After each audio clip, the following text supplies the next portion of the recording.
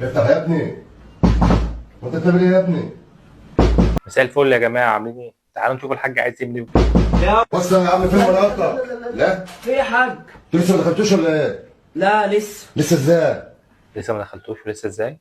ايه يا حاج، في ايه؟ في ايه يا حاج؟ هم قاطعين تذاكر سينما هيخشوا واحده واحده عادي. لا، ادي الشباب فرصه. احنا عارفين ان حضرتك خبره وكل حاجه، بس ادي الشباب امال فرصه. بتعملوا ايه من ساعتها؟ كنا بنتكلم معاه، بقول له عايزك تتقي ربنا فيا واتقي ربنا فيكي، والكلمتين دول لا انا عايزكم تتقوا ربنا انتوا الاثنين، وعايز تدخلوا حاله. ايه؟ عايزهم يتقوا هما الاثنين ربنا ويدخلوا حالا. حالا دلوقتي، ماليش دعوه. دلوقتي تجيبوا لي عيل وتطبعوا لي بالبرينتر وينزل لي دلوقتي حالا، اشوفه حالا دلوقتي، ماليش دعوه. كل التفاصيل دي ماليش دعوه بيها. بابا هم هيخشوا دلوقتي؟ ايه؟ هيخشوا دلوقتي؟ هيخش دلوقتي.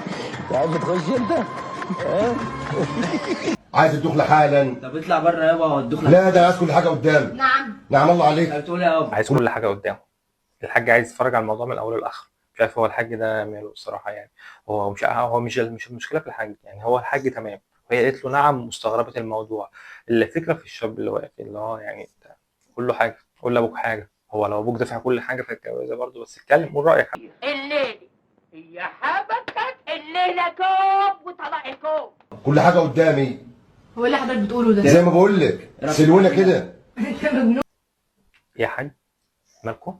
سلوكوا؟ سلوا ايه يا حاج؟ انتوا قاعدين في كندا ولا ايه؟ صباح الفل، مالك في ايه؟